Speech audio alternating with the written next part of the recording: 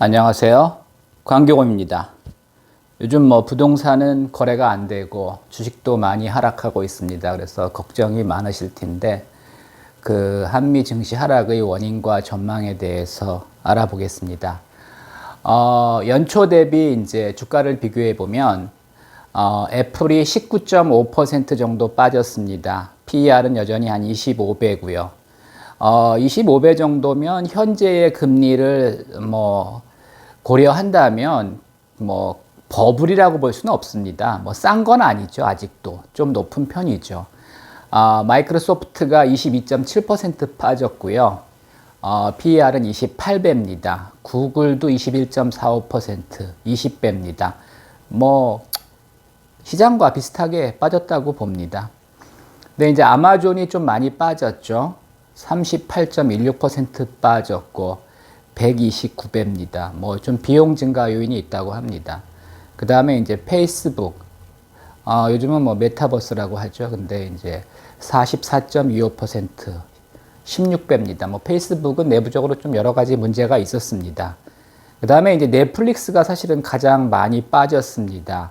PER은 16배인데요. 넷플릭스가 이렇게 많이 빠진 이유는 사실은 오징어 게임 때문에 작년에 많이 올랐다가 올해 들어서 많이 빠졌죠. 근데 이제 넷플릭스는 굉장히 이제 경쟁자가 많아졌습니다. 사실 애플 경쟁자 별로 없고요.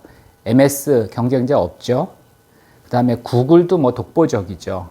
아마존도 독보적이고. 근데 넷플릭스는 지금 그 경쟁자가 많이 생기고 있습니다. 디즈니 플러스도 있고 아마존도 있고 애플도 있고 다 비슷한 사업들을 지금 하고 있습니다. 국내에도 경쟁자들이 많이 있죠. 그리고 이제 넷플릭스라는 거는 이제 컨텐츠를 유통하는 회사인데 사실은 컨텐츠가 이제 흥행이 돼야지 실적도 좋아지고 주가도 오를 수가 있는데 이 컨텐츠라는 게 계속해서 흥행하기가 어렵습니다.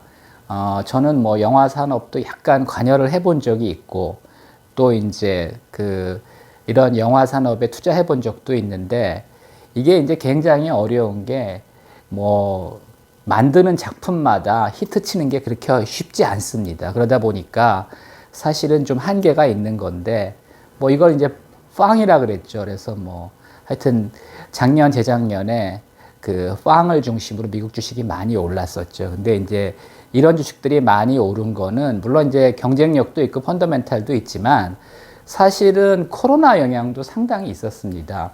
오히려 코로나가 이제 주가를 끌어올리는 거죠. 이게 거의 다 이제 비대면이랑 관계가 있거든요. 아마존 인터넷 쇼핑이고 구글도 비대면에 있어서 꼭 필요한 그런 비즈니스를 하고 있고 애플, 마이크로소프트 마찬가지입니다. 넷플릭스가 가장 대표적이었고요.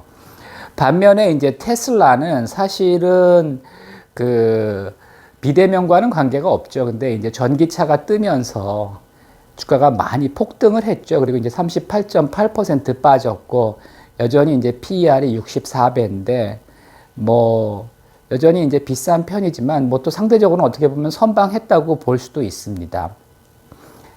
반면에 이제 국내 주식은 이거 연초 대비입니다. 그래서 연초 대비 삼성전자가 16.1% 빠졌고요. 여전히 PER은 13배, LG화학이 15.4% 빠졌습니다. PER은 13배.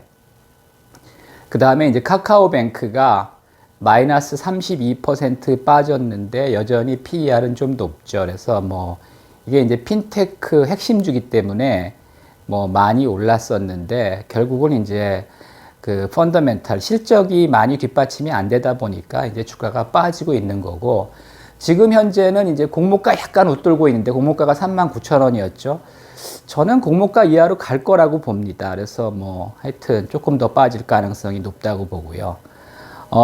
제가 이제 이 개별 주식들은 사실은 이렇게 예상하기 어렵습니다. 삼성전자 저희 집에서 한 3, 4km 떨어져 있는데 무슨 일이 일어나는지 사실 이렇게 알기 어렵거든요. 반면에 이렇게 미국 주식들에서 이게 내부적으로 어떤 일들이 일어나고 있는지를 사실은 파악하기는 굉장히 어렵습니다. 또 공시라는 거는 대개 이제 좋은 것만 공시하고 나쁜 것은 포장을 하기 때문에 사실은 기업 정보를 정확하게 알기는 어렵습니다. 그래서 이렇게 개별 종목 투자하는 건 상당히 위험하고요. 뭐 세계적으로 검증된 회사라고 할지라도.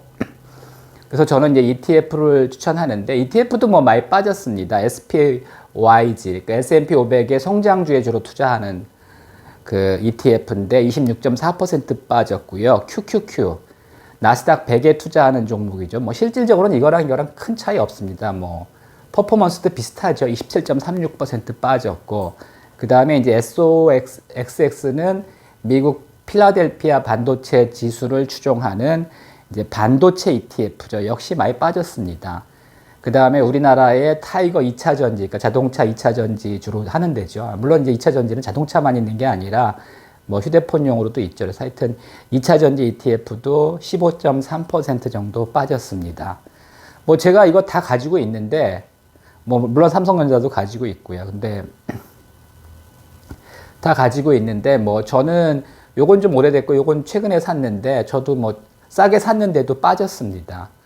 뭐 최근에 이제 주가가 많이 빠지는 이유는 뭐 미국 한미가 이제 다 금리 인상을 하고 있죠. 그래서 이제 금리가 올라가면 아무래도 이제 그 주식보다는 채권 쪽이 더 유망합니다. 그래서 이제 빠지는 거고, 특히 이제 코로나 터지면서 양적 완화 해가지고선 엄청나게 돈을 풀었죠. 지금 그거를 이제 거둬들인다고 하니까 유동성이 줄어들면 뭐 주가는 빠질 수밖에 없습니다. 그래서 지금 빠지고 있는 거고, 또 이제 이게 상당히 미국 주식 같은 경우 이제 고평가된 경우가 많이 있습니다.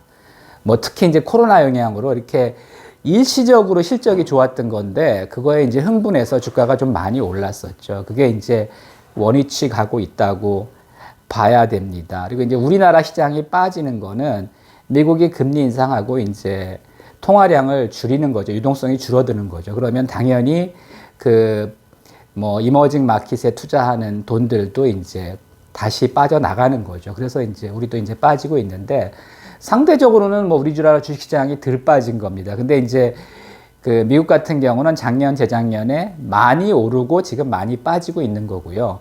우리도 올랐지만 그렇게 많이 오르지는 않았고요. 그만큼 이제 빠지는 겁니다. 그래서 주식은 제가 이제 몇 차례 말씀드렸는데, 폭등한 다음에 사지 말고 폭락한 다음에 팔지 말아야 됩니다. 그러니까 이제 작년, 재작년에 폭등했는데 따라가면 안 되는데 이제 따라간 거죠. 그래서 지금 빠지고 있는 거고, 또 이제 최근에는 폭락을 했습니다. 그러니까 지금 또 이렇게 팔면 안 됩니다.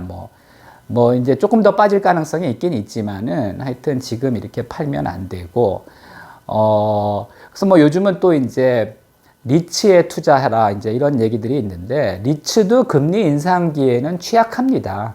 제가 사실은 가장 많이 가지고 있는 게 리츠인데, 리츠 좋습니다. 안정적이고. 근데 리츠도 금리 인상기에는 취약하다고 봐야 됩니다. 그래서 뭐 이런 이유로 빠졌고요. 뭐 언제 반등할지 모르지만은 제가 이제 지난번에 그 차트를 보여드린 적이 있는데 QQQ 차트였던 것 같은데, 하여튼 QQQ 기준으로, 그러니까 나스닥 100 기준으로 그 2000년에 버블이 생겼고 그 버블을 그 해소하고 다시 올라가는데 14년이 걸렸다 그랬습니다. 그 다음에 작년, 재작년의 차트를 보면은 뭐 그 2000년보다는 덜하지만은 상당히 이제 버블이 있었습니다. 그렇다면은 이 버블이 상당히 큰 버블이기 때문에 해소되는 데는 좀 시간이 걸리지 않을까. 뭐 이게 한두 달 만에 해결될 문제가 아니고요. 제가 볼 때는 뭐 당분간 이런 뭐 조정이라고 할 수도 있고 뭐 하락이라고 할 수도 있는데, 하여튼 주식시장이 그러니까 전고점을 뚫고 다시 올라가기까지는 제가 볼 때는 뭐 적어도 1, 2년 걸릴 거라고 봅니다. 뭐 많이 걸리면 뭐 3, 4년 걸릴 수도 있고요. 근데 하여튼 당분간은 뭐 현재 지수대에서 조금 더 빠질 수도 있고 이제 반등할 수도 있다고 보는데, 하여튼 전고점을 뚫고 주가가 다시 이제 불마켓으로 가기에는 조금 더 시간이 많이 걸린다고 봅니다. 따라서 지금은 뭐 리스크 관리에 힘써야 될 때고요. 그러니까 이럴 때는 방망이를 짧게 잡고 단타를 치든지 아니면은 좀 현금 비중을 늘리면서 때를 기다리는 게 좋다고 생각합니다. 이상입니다.